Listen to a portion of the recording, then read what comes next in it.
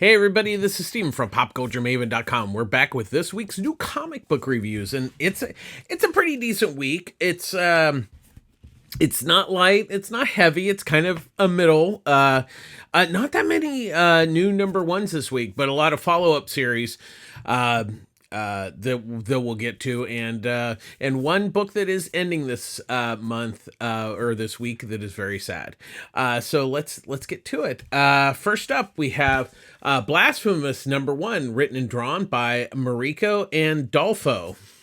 So the story centers around Celia. She's the queen of pop, and for this church that has become like the religion of the world. And so she's this pop artist, but she's kind of like having these spells, like she's fainting, and you know, she can't write songs. And what we kind of find out is that her manager, Father Leave, is a demon. And what it is there was a battle between the demon, you know, hell and heaven, and hell won. And so now they're basically, so there is only hell now. And so what it is you know, part of it with Celia is to gather more souls. And we also learn that there's kind of this fraction who still, you know, believes in God. It's kind of like, you know, the anti-establishment for this. And that's the basic premise here, but there's a lot of other things I don't want to get into and, you know, kind of spoil it. It was interesting. First of all, I'm a big fan of Andolfo's work that she's done. I think this one is a little bit slow because there's kind of a lot of exposition that she's getting across in this first issue. But like I said, the first half is a little on the slow side, but it's because it's building story and everything. And then once you kind of get, you know, going with the story, then it all starts to kind of kick in. It's really interesting, and with a lot of her other books, you know, it's kind of a long term. You know, you can't really base it on just this first issue, and that's why, you know, being a distillery book, you're kind of almost getting two issues in one. So, like I said, you can kind of see in that second half of the book where, you know, everything that's, you know, kind of set up in that first half really starts kicking in. You know, like I said, it's interesting. I don't think this is going to be for everyone, but I like I think the concept's really good. And, you know, it has a really good build to it. It's kind of one of those stories that kind of has a slow wash over you. And it's really quite intriguing, and her artwork is really amazing. I really love her artwork. I'm a big fan of her artwork, and I think it's off to a good start. But like I said, it's not going to be for everyone. But I think, you know, if you see it in your local comic shop, kind of give it a, you know, look at it and give it a shot. I think it's worth checking out.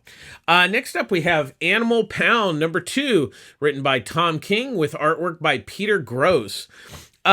So what the first issue was is, you know, this is a take on Animal Farm. And with a twist, it's where what it is. So the animals have taken over the pound from the people that ran it, and so now there's the fractions. So basically, there's dogs, cats, and rabbits. So this issue kicks off with one of the rabbits. You know, they're starting to run out of food. So of course, the dog's natural instinct is to hunt. And so Lucky is killed at the beginning of the issue. And so what it is Madame Fifi, the cat, who's kind of, you know, somewhat been put in charge of this, or, you know, at least, you know, by default, you know, basically decides they need to have an election and a democracy, and there's 3 candidates from each fraction, you know, 3 cats, 3 dogs, and 3 rabbits. And so after the runoff, there's Madame Fifi, who's the cat, Titan, the dog, and Honey, the rabbit, are the finalists. And so what it is they're basically, you know, first of all, there's no killing, and they're gonna have to try to figure out how to get food and stuff. So that's kind of the basic premise. Like I said, I don't want to give away too much more because there's a lot of subtlety and a story going on underneath. And there's a great twist at the end that is really like, oh, yeah, that kind of makes total sense. I'm really digging this, and like I said, if you know the story of George Orwell's Animal Farm, then you'll get the basic premise here. But I like what King has done with that, and not so much giving it a twist, but kind of giving it a fresh look. It has that basic premise, but kind of taking it in a slightly different direction, which is really quite fascinating. And then Peter Gross's art is it's amazing. It's because once again, animals don't have like the facial expressions that humans do, and he's able to get all these great emotions across with kind of limited facial gestures. It's really a gorgeous looking book. I'm really loving it. I'm a big Tom King fan, but I really dig this book. You definitely need to be checking it out. Next up, we have The Ultimate Spider-Man #2, written by Jonathan Hickman with artwork by Marco Cicchetto. So what it is that geez, I forgot. The maker has changed this world of Marvel where he's kept heroes and from becoming heroes. And so what it is Tony Stark, who has discovered this, has given Peter his powers, and so he's become Spider-Man, but it's all new to him. So he has the strength and he has all the abilities, but he's still kind of wet behind the ear, and he's not doing too well. And he has his first encounter with Shocker, where he doesn't quite understand that like villains will lie. And it's really quite humorous. There's also the subplot of Uncle Ben and J. Jonah Jameson have left the Daily Bugle, and they want to start their own kind of newspaper, and they're kind of digging in because what it is Wilson Fisk is trying, he's being attacked. And so J. Jonah Jameson's has come across some information, and the Bugle won't, their lead story is not what's kind of going on underneath, kind of all the city, with Fisk and everything. And so there's that going on. Peter's trying to, he's learning to become Spider-Man. And one of the neatest things is I love how Hickman's kind of doing the family, with Mary Jane and the kids. And one interesting thing is that May, his youngest daughter, is really scared by these stories of Spider-Man. She discovers that her dad is Spider-Man. So, there's a neat thing at the end of the book, which I will not spoil. It's really just freaking adorable. But I really like, what Hickman's doing here. I mean, it's still Spider-Man in some respects, but I think he's, changed things enough to where, it just kind of feels, new in a way. And once again, what I really like about this is it's very different, and it's very new. It's been very new reader friendly. So, I mean, everybody knows who's Spider-Man. Everybody knows the main characters and all this stuff, but it's just the way that Hickman is kind of putting this story together that is really, it's really good. And then you have Cicchetto's artwork, which is just absolutely amazing.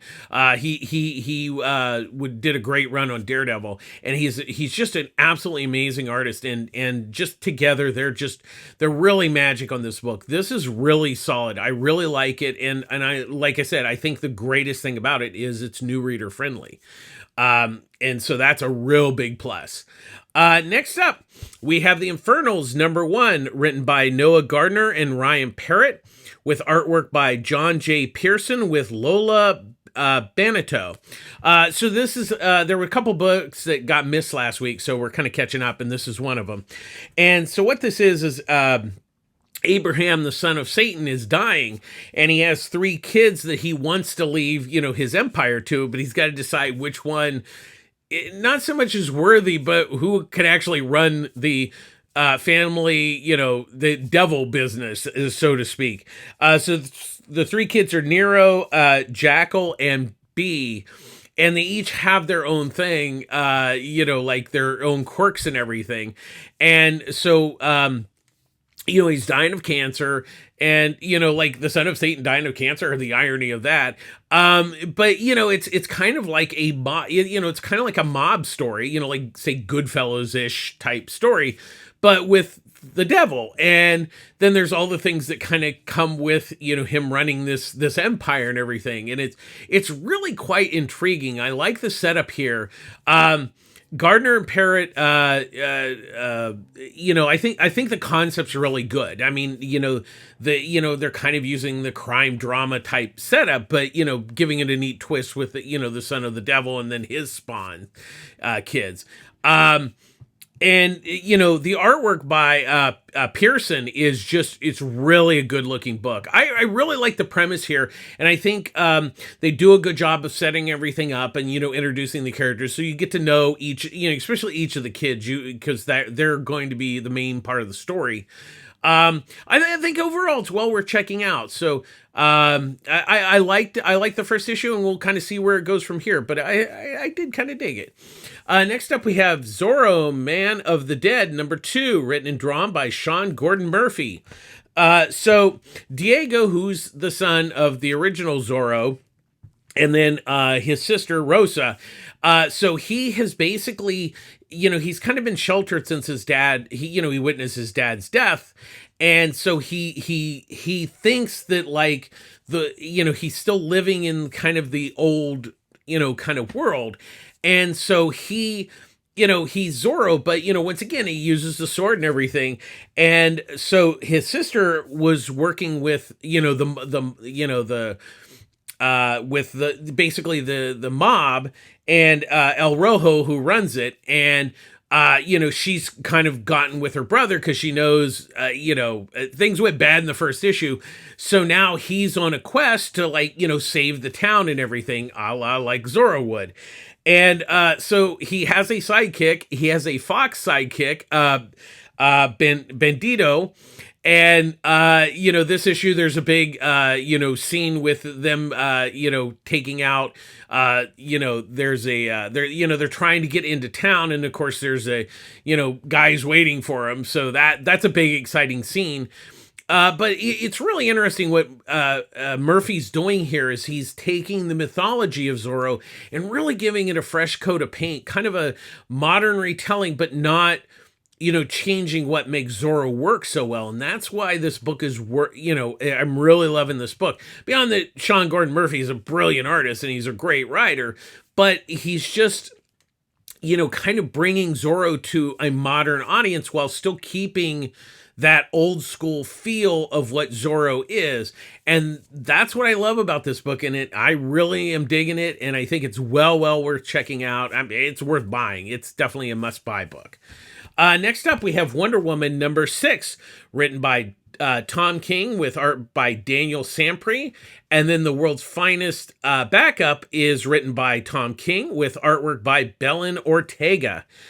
So this issue, Sovereign, who's kind of behind the scenes, has gotten this group of villains together to defeat Wonder Woman, because what it is, an Amazon came to America, killed some people, and now the Amazons have been kicked out of the US. That's a setup.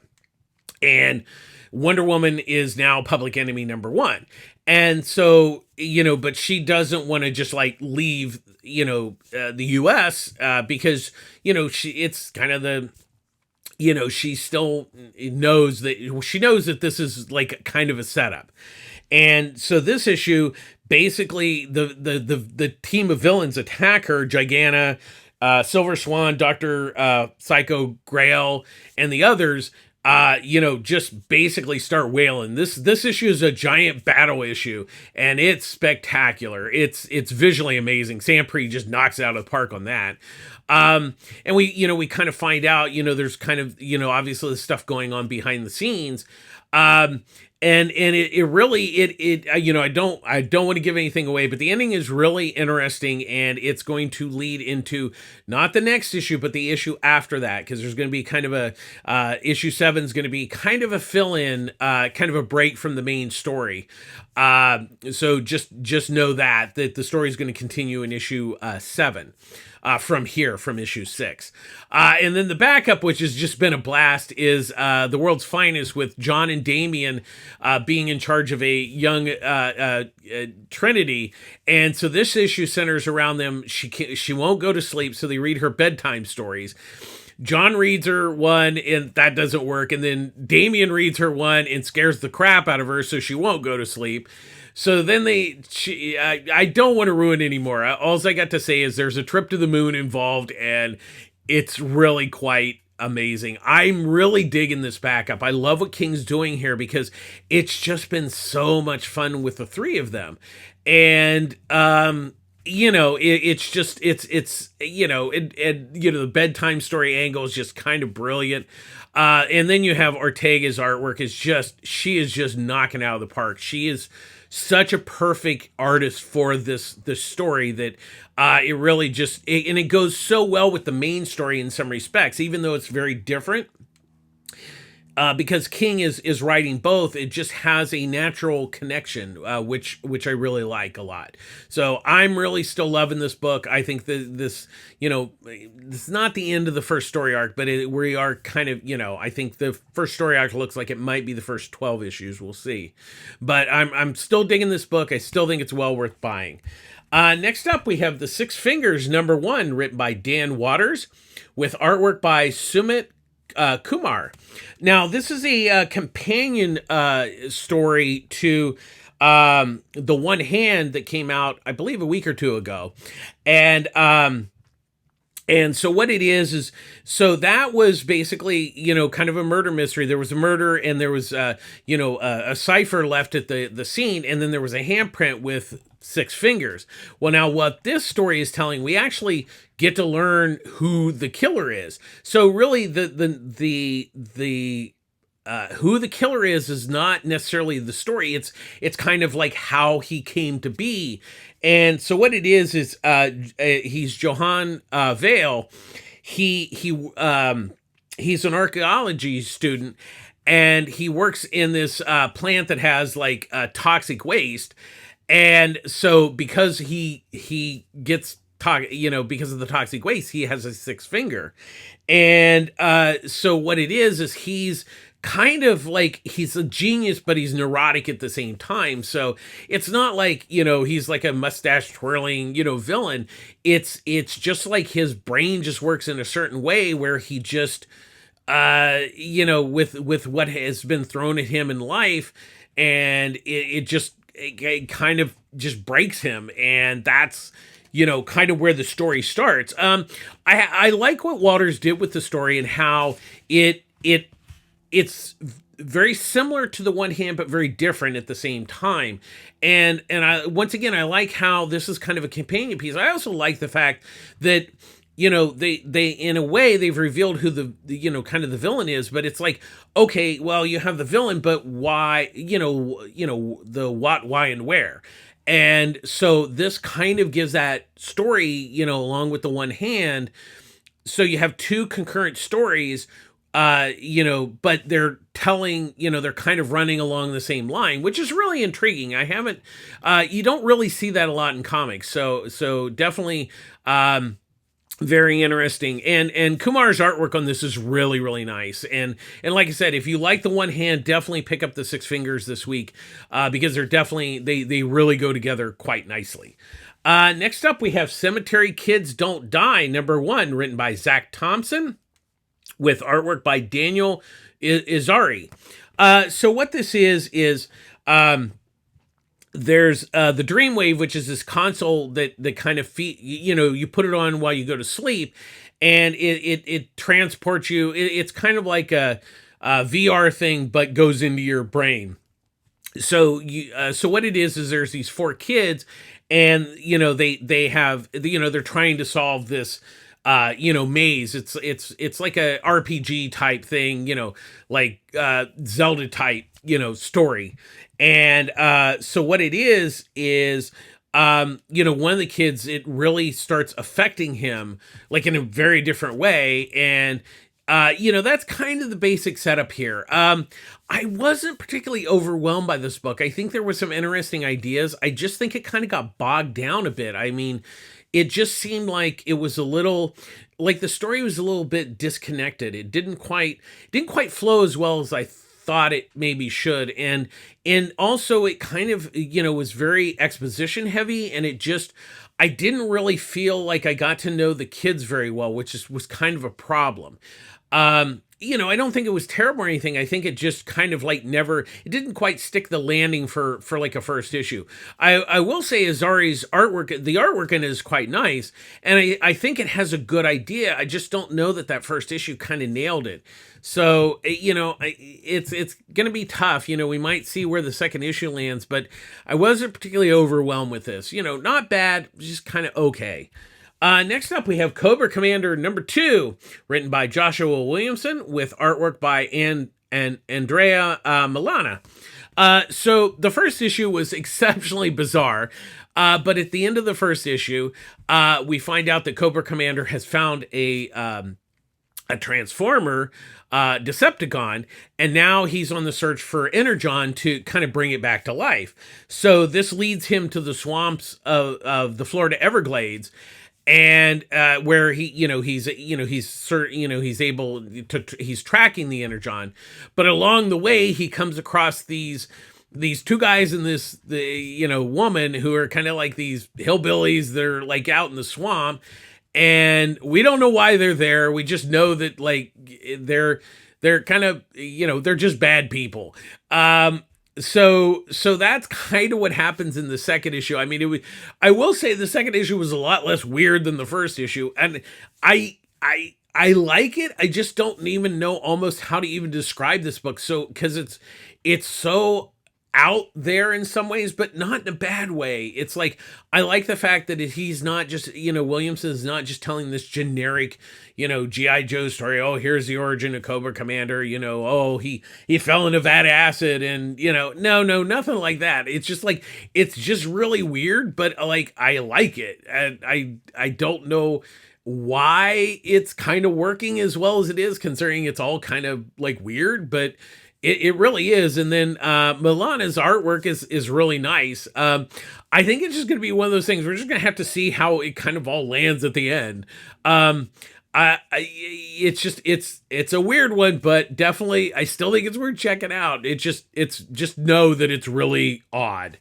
Next up, we have Batman #144, written by Chip Zdarsky, with artwork with pencils by Giuseppe Camicoli and Stefano Nessi on inks, and then the future artwork by Andrea Sorrentino.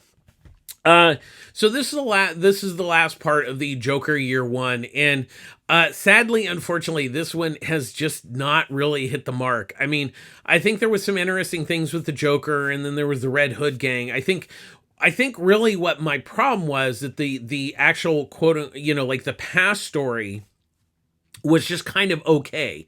It really didn't do anything different. It was just kind of a so-so Joker story. I think that's really the problem. The shame of it, and where it really kind of killed it for me, was that this future story where Joker kind of turns everybody in Gotham into these Jokers with sonic waves, and that artwork was done by Andrea Sorrentino. I think had that story, that should have been the story all along. I think that was a much more interesting story on, compared to the year one story. Camicoli's artwork is nice, and, it's just an okay story. And I mean, he does his best visually and he does a really good job. I like the Commissioner Gordon part of it. I just felt that the story was just kind of like, okay, that was nice, but really, what was the point? And that was really the thing. And like I said, then you have the future stuff, which was a very intriguing story with, very, like, I mean, it was barely maybe half an issue, because there's only like X amount of pages, but I was much more intrigued with that story. But overall, this Joker Year One has kind of been a bust, sadly. So that's where that ended. Next up, we have Petrol Head #4, written by Rob Williams, with artwork by Pi Par. This is another one that got missed last week, so we're doing a little catch up on that. So what it is, so we have Lupa, and her father has created these nanobots that will hopefully, clean the air outside in the smog zone. And so, what we can piece together so far, it looks like the people that run the computers, or people that run the ozone, kind of want to keep people under control, and they don't necessarily want, because it's kind of like somewhat of a dictatorship. So they want to keep things the way they are, and these nanobots can change the world. And so there's that. And then of course, she ended up with Petrol Head. He's an ex-racer robot. And so, they're being hunted by the police, and then the government. And so what it is a superstar and hybrid, he goes to hybrid for help to, and then they have a race to, kind of get, because supercar star has been sent to, find Petrol Head. So hybrid's going to keep him busy while they go up the elevator and try to, they want to release the nanobots. And this is still a really intriguing story. I mean, the big win for this, I mean, Williams does a great job on the story, but Parr's artwork is just fantastic. It is a gorgeous looking book. I'm still digging it. But I do think it's going to be one of those. It's probably going to be hard to find the first 3 issues at this point, but I think this is going to make a really good read when it's done. But if if you get a chance, you definitely, if you can find the first 3 issues, I'm really digging this series a lot. Like I said, I think the story is really good, and Parr's artwork's amazing. So I still think it's well worth checking out. Next up, we have Fire Power number 30, written by Robert Kirkman with artwork by Chris Samnee. So this is the big finale. This is the final issue of this series. So Owen and his family are, they're in the final battle with the dragon, and so basically that's it. I don't want to really give a lot anyway more, but I will say that things do work out. I won't say how they work out.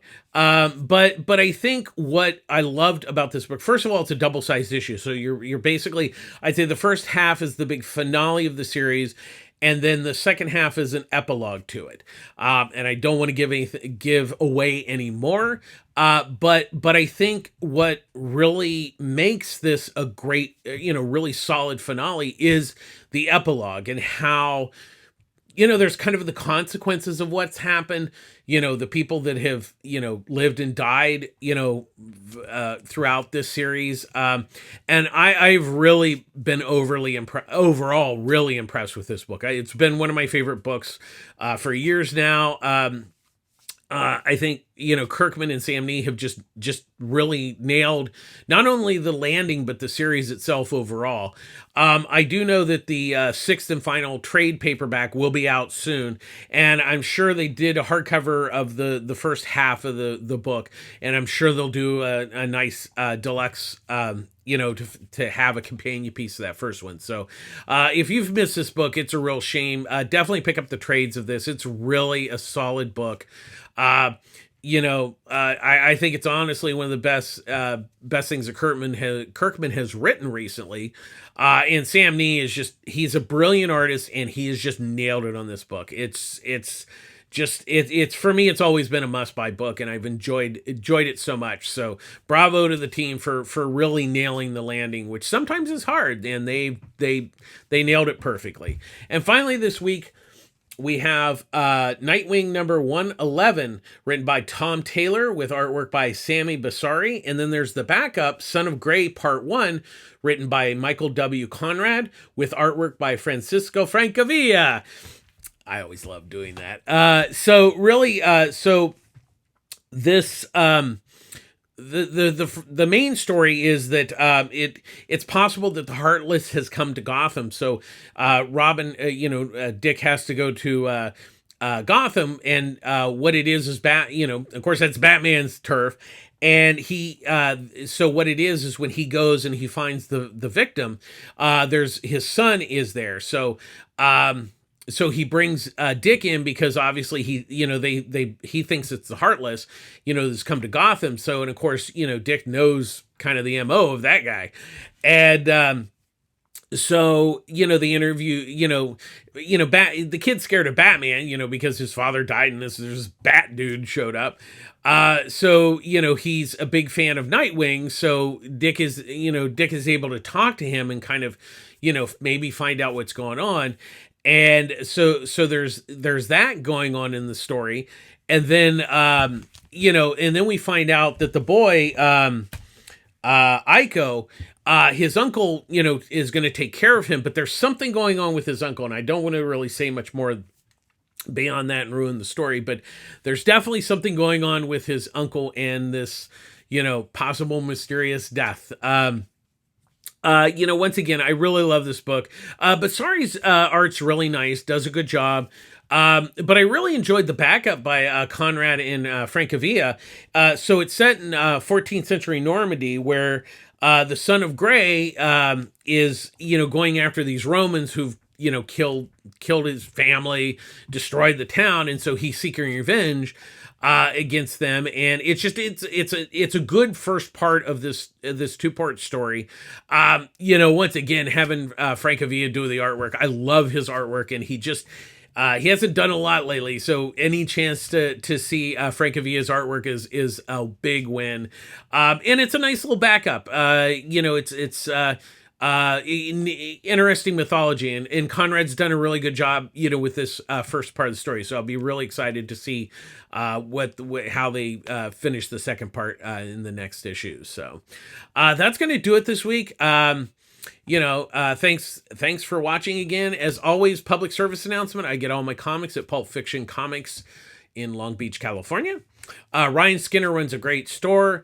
There's Annie, there's Wendy, there's Derek. He does their socials. It's a really good comic shop, and really, times are tough. Definitely, you need to support your local comic shop. They're the backbone of the industry. Ryan has, is a really good, solid comic shop. He has pull service, so you make sure you don't miss any issues.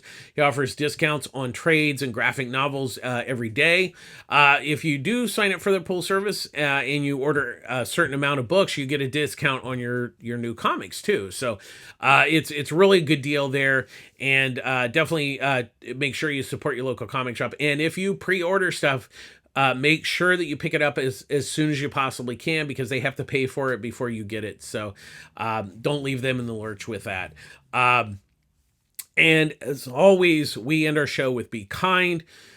Be kind to each other and be kind to yourself. It doesn't cost anything to be kind. It's just, I know times are tough, things are crazy, but being kind to others and yourself is very important to take care of yourself. But also being kind to others.